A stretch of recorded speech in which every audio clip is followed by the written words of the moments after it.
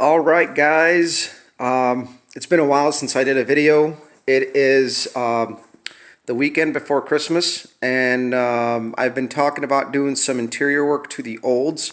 I got, last fall I actually put the door panels back in, and the quarter trim panels have always been on. I never really took them off, but they're actually kind of not bolted in place. You can see I got a speaker kind of hidden in there.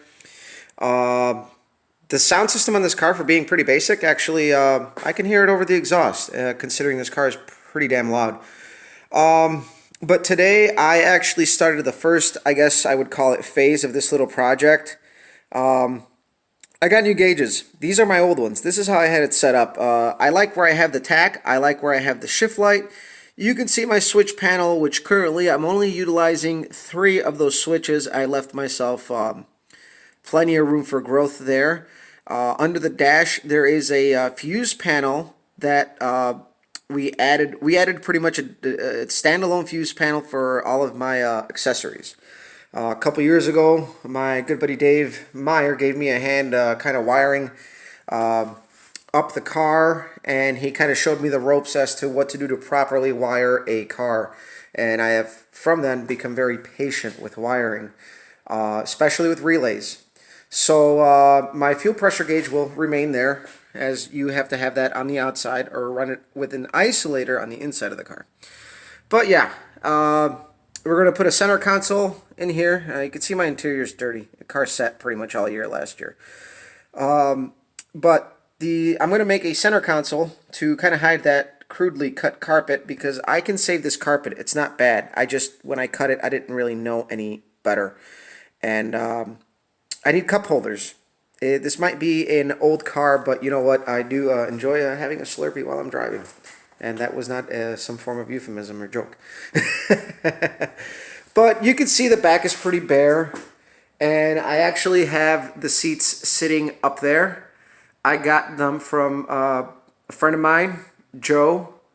And the bottom seat's okay. It's got a split in it. We can fix it. But the top half of the seat needs to get recovered.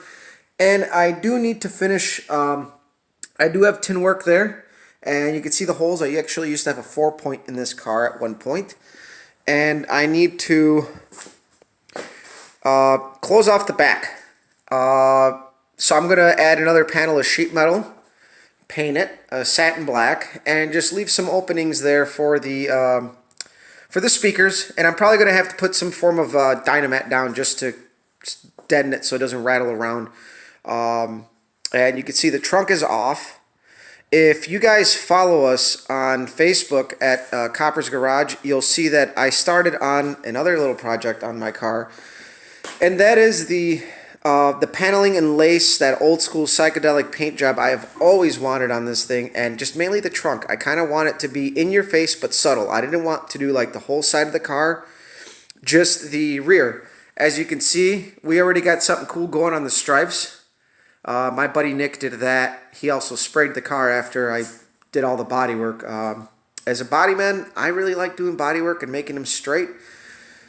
But I don't think I have the patience to paint. I know how to paint. I've painted a lot of things. But for a job like this, I handed over the spraying duties to a really good friend of mine, Nick Comstock, and he sprayed the whole car for me. He laid out the stripes. I told him what I wanted and had in mind, and he pretty much did what he felt was right, and he knocked it out of the ballpark. And that's where you really got to trust the people you work with, and the people that are in my circle that do help me, really, really tight-knit guys that I really, truly do trust, and they trust me, as we all kind of share work, and we all kind of work on each other's stuff and do what we do best.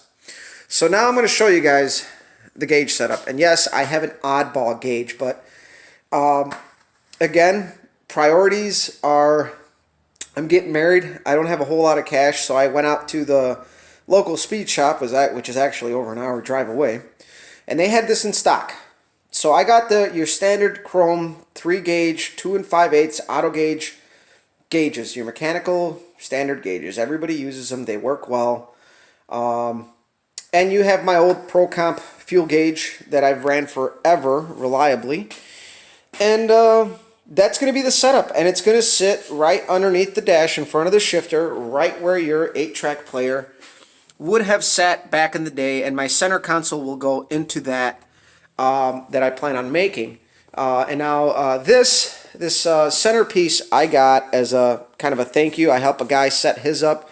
He used some really nice gauges. I just couldn't swing it. So in the next couple of days, this project should be wrapped up, and I'll follow it up. And I'm also doing an air fuel ratio gauge to further get more in depth with tuning. This combination is going to need some serious tuning, and I think this is where I'm ready for it. I spent a little bit of time in the fall. I made other videos. I had some issues, but I really got the car to what I would consider a good baseline. But now it's time to really figure out where this thing is running and where we're going to have to make adjustments. And without that air fuel ratio gauge, we're really going to be just pissing in the wind. So I bought that off of a friend, JJ. You know, he bought it, never used it. I noticed it didn't have a bung, so I bought a bung at the speed shop, and we're going to be doing that and welding that in. So pretty much tomorrow, I'm going to take care of the little install here with this whole thing, wiring it up, getting it all lit up and everything real nice.